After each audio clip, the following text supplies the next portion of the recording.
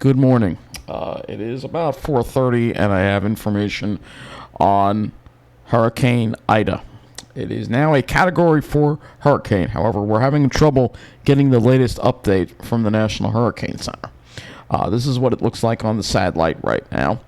We're also going to show you the radar as well, and you can see there it is on the radar. Approaching, you can see the eye really very well defined right there. That's a very well defined eye right there.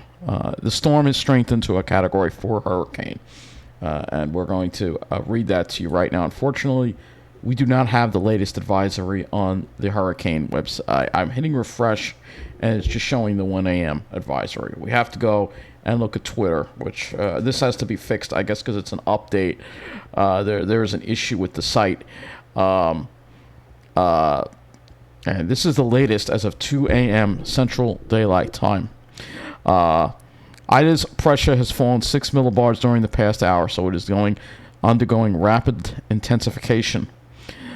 Maximum sustained winds are now 130 miles an hour. This is a Category 4 hurricane, moving northwest of 15. It's about 100 miles south of the mouth of the Mississippi River, about 175 miles southeast of Houma, Louisiana. And the minimum central pressure is 949 millibars, or 28.02 inches. So this could become a Category 5. It is rapidly strengthening, and that is the big story. And it is unfortunate that the Hurricane Center's website is not addressing this. They are having some issues with the website right now. If you mouse it over, it just has the last advisory before it was strengthening. There is some issues with the NHC, and if you go here, we are aware of network issues that are causing issues. So they are having issues here, and apparently they do have another link here. They have a link here. Let's see what it says here.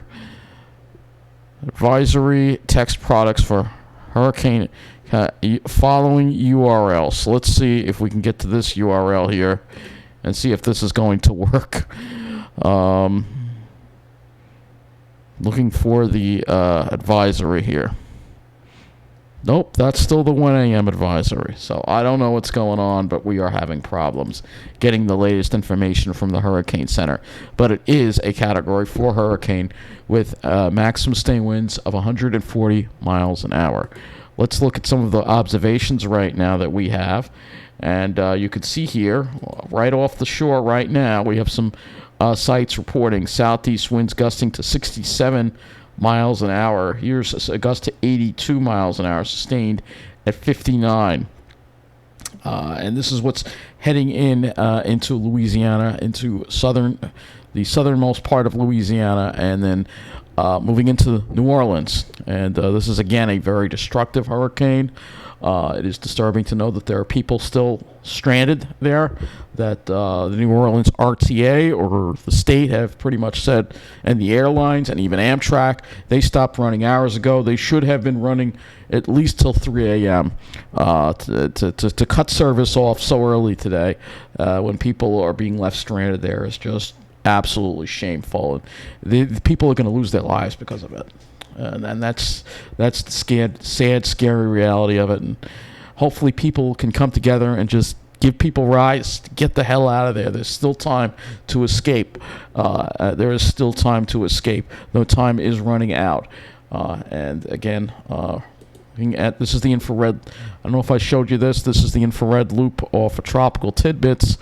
And look at that. That is one hell of a monster that is bearing down. And I think this thing could become a Category 5 because it just really rapidly intensified, and it's continuing to undergo rapid intensification. This could landfall as a Category 5 hurricane. All right? So, and the track is certainly worse than Katrina. People have been making a lot of comparisons. Katrina, yes, Katrina was a bigger storm. Yes, it was a Category 5 sooner, but this storm is strengthening very rapidly upon landfall. And the track is worse than Katrina because it puts New Orleans in the right side of the storm. And that is, if they're in this eye wall here on the right side, which is the worst part of the storm, it is just going to be devastating.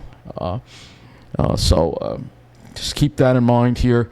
Not even going to look at models at this point because we know that this thing is going to strengthen to probably a Category 5. And I would think that the winds could be up to 160 miles an hour, perhaps, before it finally makes a landfall at this rate, or even higher than that. So, again, this is a monster hurricane that is bearing down on the coastal Louisiana and anyone left behind in this area, particularly New Orleans, in this area right here. We'll just draw it right here. Anyone in this area right here, you're on a wing and a prayer at this point. There's still time to get out. The roads are not crowded right now, so try to find a way out if you can.